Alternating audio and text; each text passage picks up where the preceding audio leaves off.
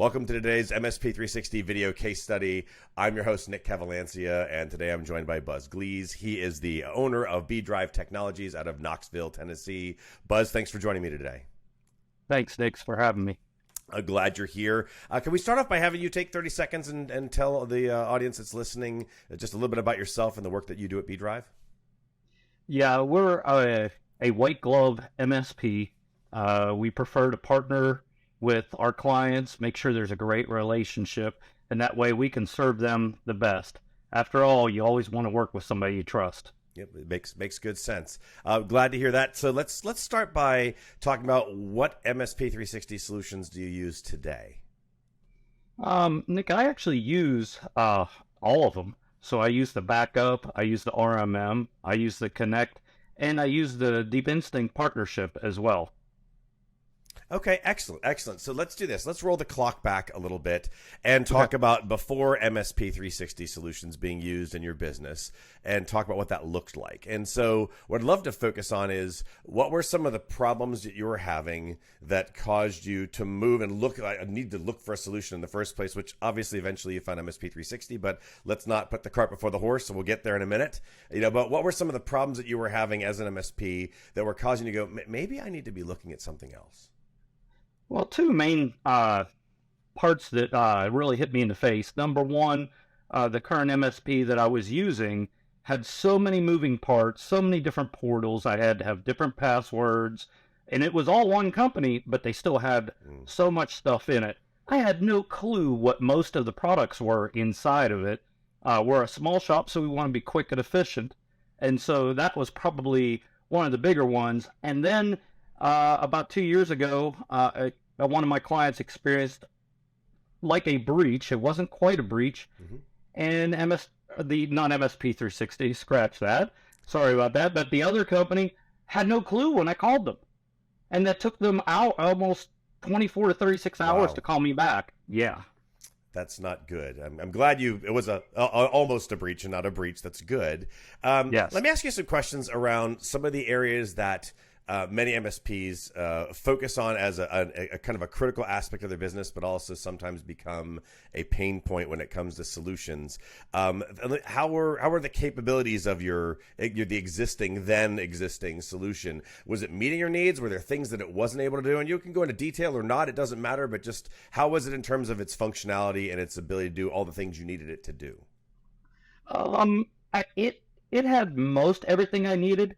There was a few times where I needed different set of logs, and as I called tech support, the hardest part, and I hope nobody gets offended with this, was they didn't have US-based tech support, and I have some hearing issues, so I had a very hard time understanding and communicating with their tech support.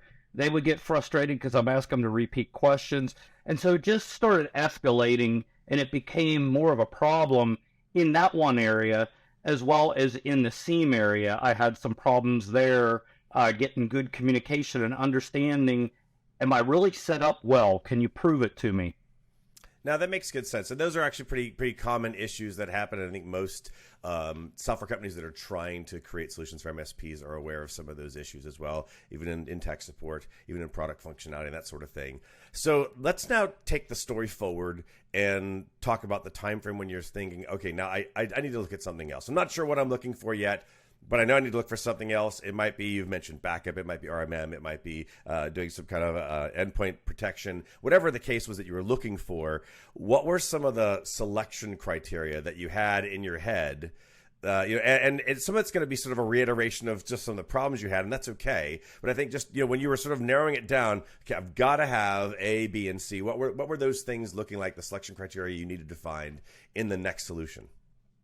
Well, it was probably around August, September of 2022. I decided I'd start looking to see what's out there, better in cybersecurity, attended a couple of cybersecurity summits, and realized I needed to start looking around.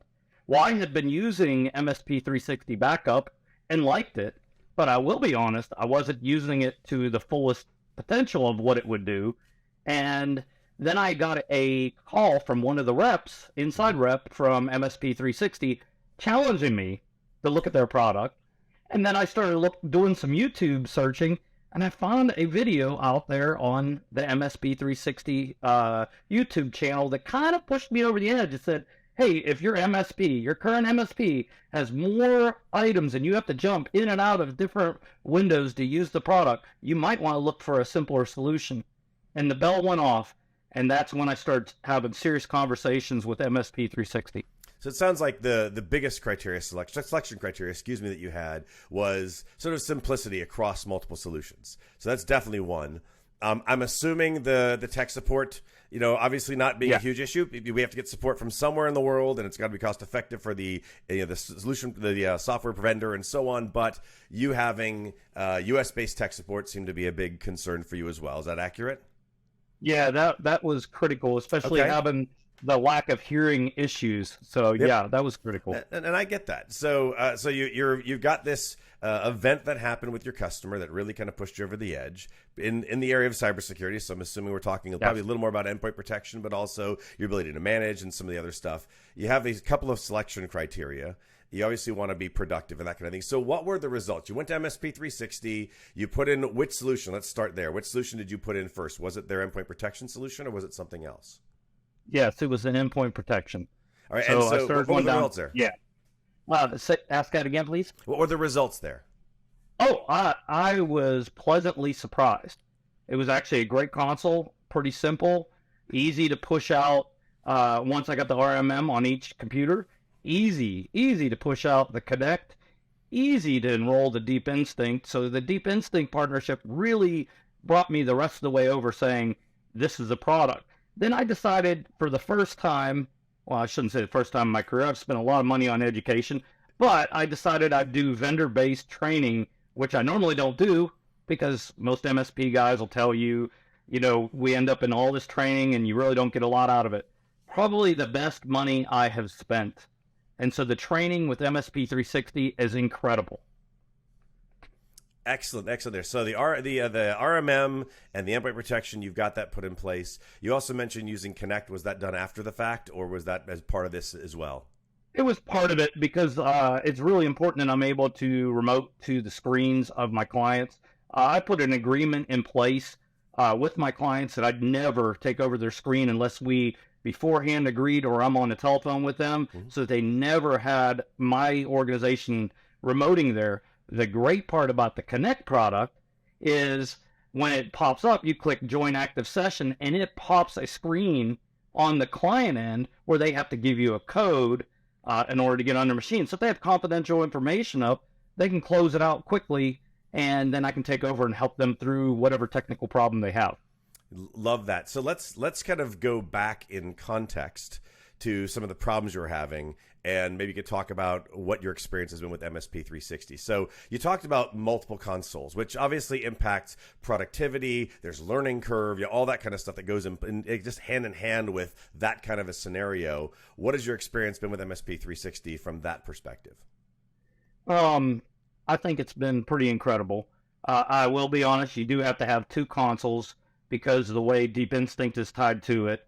But it works really well because you really want Deep Instinct to do what it's great at.